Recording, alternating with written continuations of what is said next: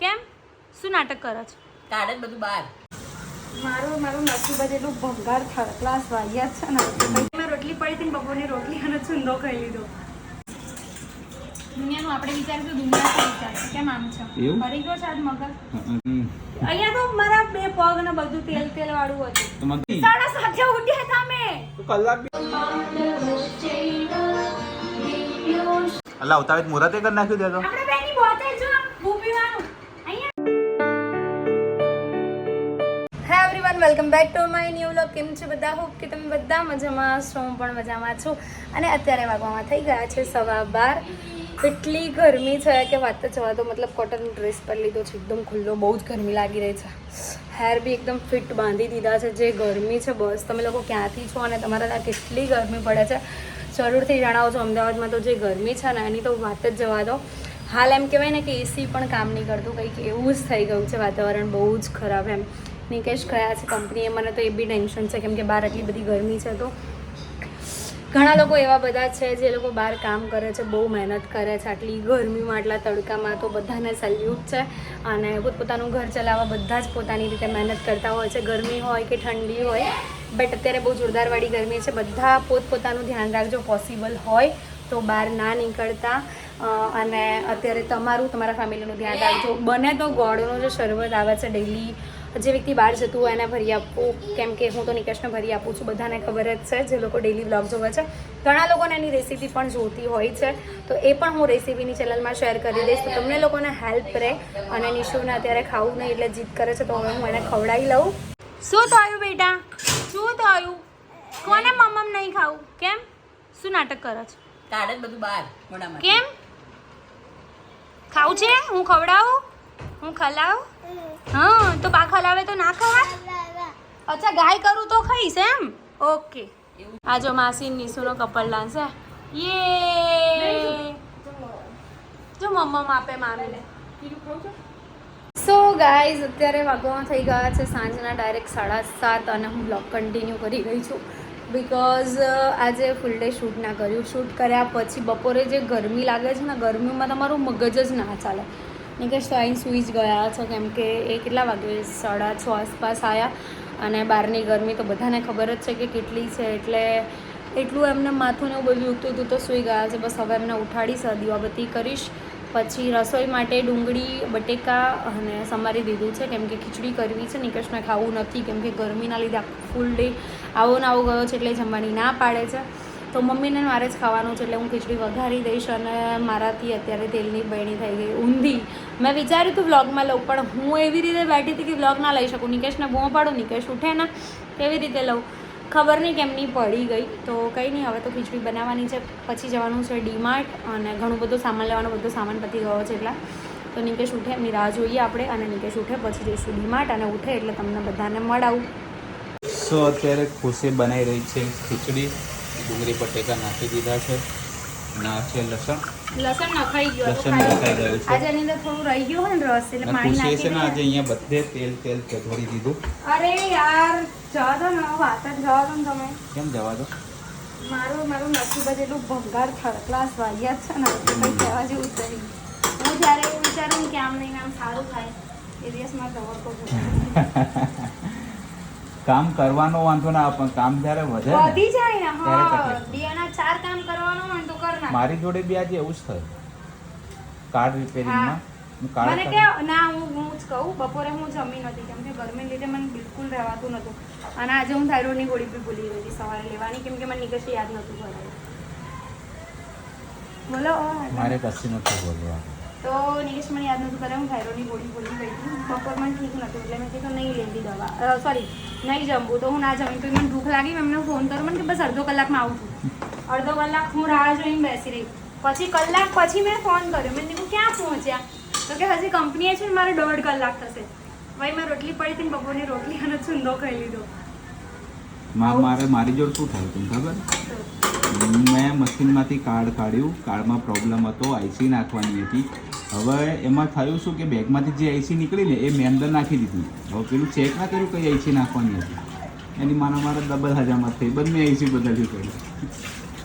આવું ને આવું કામ કરો. ગરમીમાં મેં તો ના જ પાડી આજે કે ના જશો, પણ કામ હોય તો કંઈ નહીં ઓછા મળશે થોડા એ ચાલશે નહીં કમાવા. કમાવા તો પડે ને ભાઈબાન. ભાઈબાન જો નાણા વગરનો નાથ્યો નાણે મારા નાથા. જોડે એવું નહીં હો. તારી જોડ નહીં લે, આ ખાલી વાત છે યાર એ ભાઈબાન. પબ્લિક દુનિયાનું વિચારીશું આપણે શું વિચારીશ? દુનિયાનું આપણે વિચારીશું દુનિયા શું વિચારશે કેમ આમ છે એવું? ફરી ગયો છે આજ મગજ ઘરની ઘરની કઢી માથે છે. ચડી ગયેલા આગળ છે ને અને અત્યારે તો હું જો રસોઈ કરું છું. રસોઈ મતલબ બધું પતી ગયું છે પણ કામ થોડું વધી ગયું એટલે લેટ થઈ ગયું. મેં વિચાર્યું ફટાફટ ખીચડી થઈ જાય ને ખાઈ 2 મિનિટ વેઇટ કરો. એના માટે અમારે ચોકડી બી ગોરી કરવી પડશે.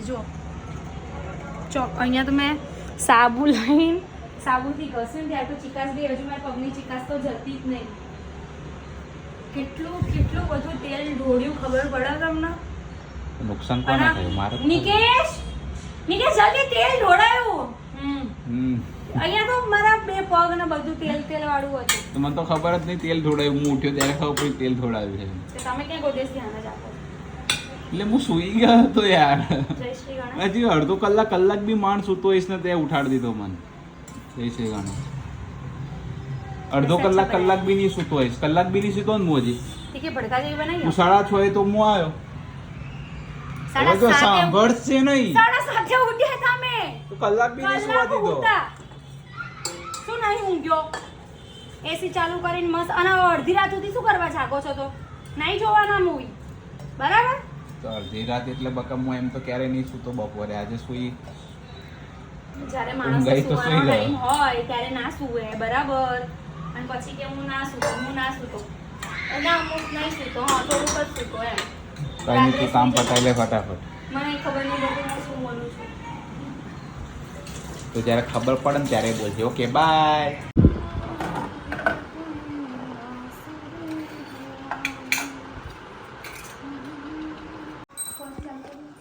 તેલ ઢોળ્યું કોણે? ખુશી મેં. હે.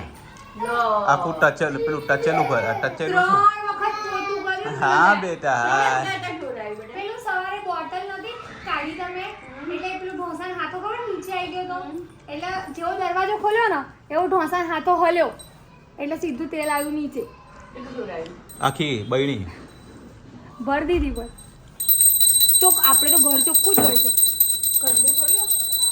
નીચેનું ક્યાં ગયું? ચંપલ કાઢીને આવવાનું બેટા. ચંપલ કાઢીને આમ શું કહેવાય? જે કહેવાય. ચંપલ અહીંયા ના લઈને આવાય કોઈ દિવસ. ઓકે હા વેરી ગુડ. ચલો વેરી ગુડ. તેશ્વર આયા છે. એને તો માચી જોઈએ છે. માટી એ લઈને નાથો. માચી જોઈએ. પહેલી વાગી. પહેલી વાગે માંડ. હા બેટા બાય. અત્યારે મમ્મી આપણે બધા જઈશું જોડે. હા માચીસ તો આપ બેટા જે કરવા કુકર કરાવી આવીશું નીચેથી લિક્વિડ ને બધું લઈ આવીશું ને કરિયાણું લઈ ખાઈને જઈએ બરાબર.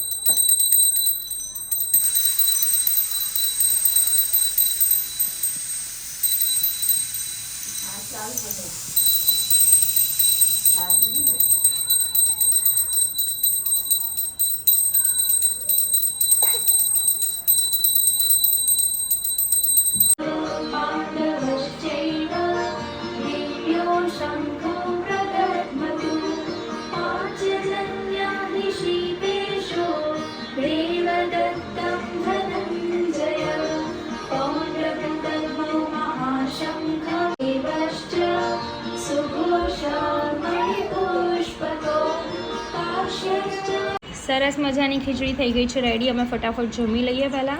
સો અત્યારે અમે લોકો નીકળી ગયા છીએ. પહેલાં તો મારા કુકર ચેન્જ કરાવવાના છે કેમ કે કુકરનો કકરાટ મારા ઘરમાં હમણાંથી રોજ ચાલે છે અને ડેલી રૂટીન છે ને એટલે આ બધી વસ્તુ બી તમારી આગળ શેર કરવી જરૂરી છે. શું કહેવું નિકેશ? નિકેશ તેમાં કંટાળી ગયા છે ને કુકરથી એટલાથી મને નિકેશ નવા કુકર લઈ આપશે. બધા જૂના આપી દેવાના છે. રિપેર કરાયા કે કેટલા રૂપિયા લીધા હતા? 300 રૂપિયા. 4 કુકરના 300 રૂપિયા લીધા ને તો બી કોઈ ફરક ના પડ્યો.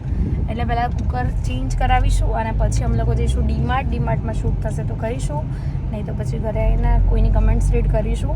ઓકે, જોઈ લેજે સીટી મારીને.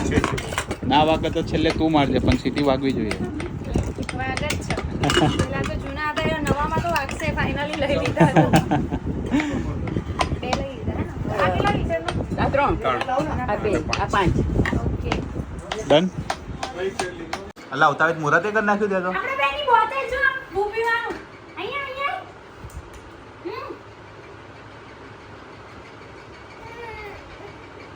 તું લઈ લે બેટા, તારી લઈ લે, તારી બોટલ લઈ લે. ચા પીવાનું બૂ પી. યે! આવ્યું? નિશુ આમે.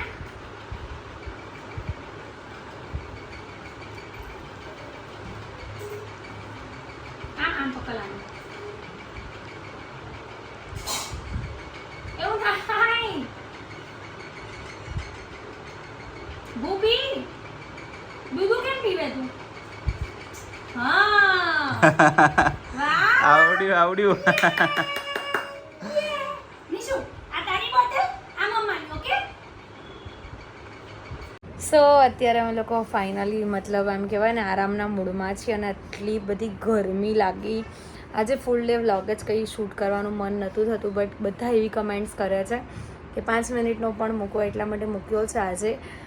હોપ કે તમે બધા સમજશો અને ઘણી બધી જે નેગેટિવ કમેન્ટ્સ કરવાવાળા લોકો છે બધાને હું ઇગ્નોર જ કરીશ. અને કોઈ આજે એવી કમેન્ટ કરી હતી કે તમે ડેલી વ્લોગ નથી મૂકતા, તો હું માણસ જ છું, મશીન તો છું નહીં કે ભાઈ ડેલી સવારે ઉઠું એટલે મારે વ્લોગ એડિટ કરીને વ્લોગ લઈને એડિટ કરીને અપલોડ કરીને મૂકવાનો. ક્યારેક અમારે પણ કોઈ પ્રોબ્લેમ્સ આવતી હોય છે, બટ જે લોકોને સમજવું હોય સમજે, જે લોકો નથી સમજતા એ લોકોને હું કંઈ સમજાવવા પણ નથી માંગતી.